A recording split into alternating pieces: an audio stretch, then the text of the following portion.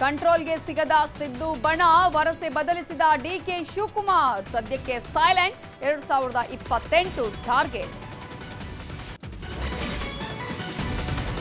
ರೆಬೆಲ್ಸ್ಗೆ trouble ತಂದಿಟ್ರ Vijayendra ತಟಸ್ಥರೆಯ ನಾಯಕರಿಗೆ ಹೋರಾಟದ ಹೊಣೆ ವಿಜಯ ವ್ಯೂಹದಲ್ಲಿ ಲಾಕ್ ಆದ್ರ ಯತ್ನಾಳ್